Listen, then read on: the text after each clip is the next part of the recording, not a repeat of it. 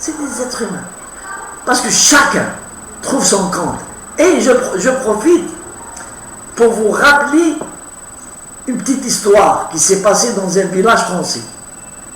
Il y avait 9 Africains, des costauds, hein, bien membrés, vous avez compris de quoi je parle, bien membrés.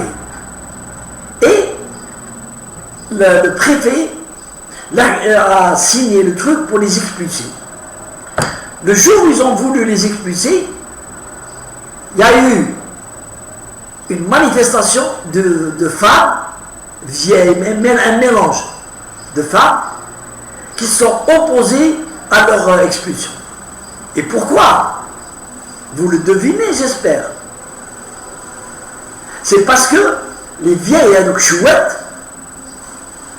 utilisaient les organes membrés des Africains, les nuits.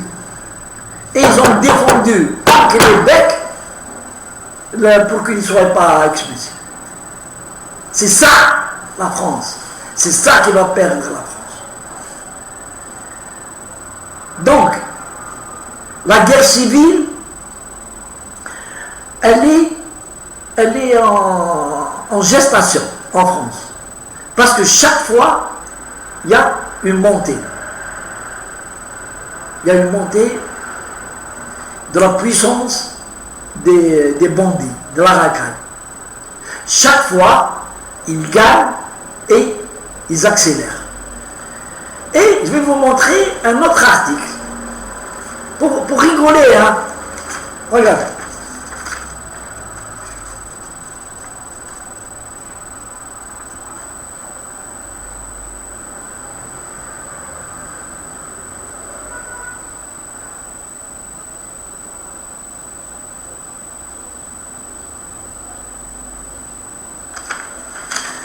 Voilà deux comiques, deux chanteurs, derrière une chanson avec le groupe Zebdada, derrière une chanson Fihiyatom.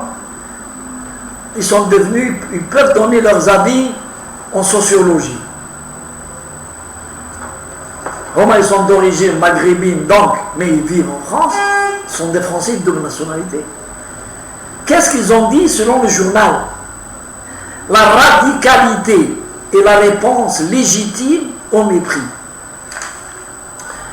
D'abord, moi je voudrais dire que la déclaration peut être adressée Romain, les deux Lascar. Ils ont dit la radicalité. Ils parlent de la radicalité des policiers et de l'État français.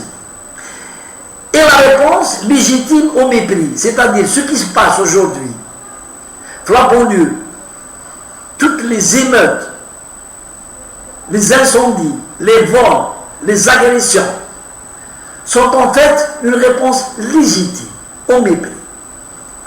Moi je dirais, connaissant très bien le français, je sais lire le français, je dis la radicalité et la réponse légitime au mépris, c'est la radicalité de la racaille et la réponse légitime au mépris. Ça veut dire que c'est le mépris de la racaille face aux lois françaises qui rend les policiers radicaux.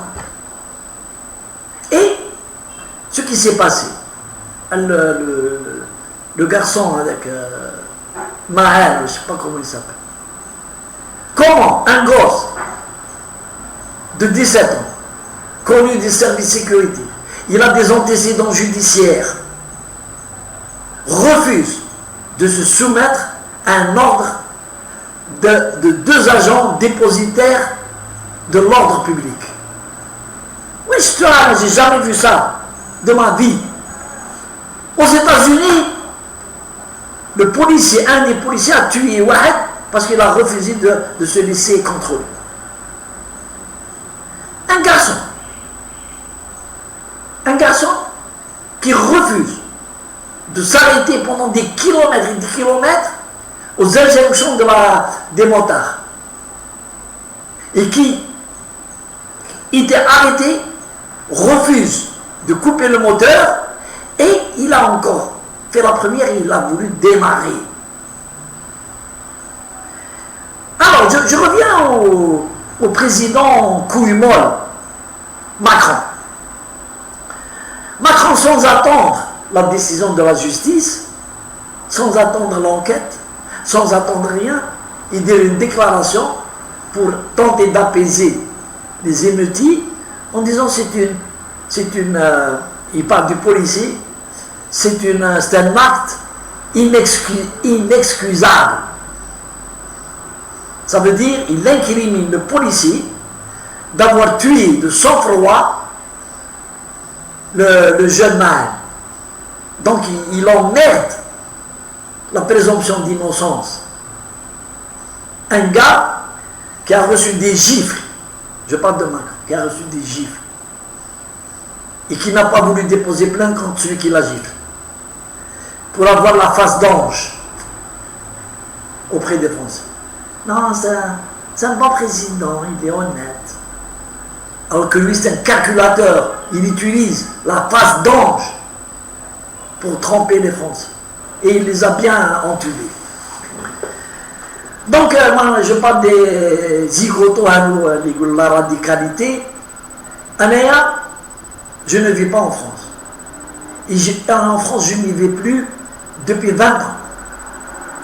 20 ans, je n'ai pas mis les pays en France. Et je refuse d'aller en France. C'est plus un pays. Il y en a qui écoutent la France, c'était la belle France, Paris. On se promenait, les Champs-Élysées. C'était bien. Maintenant, c'est fini.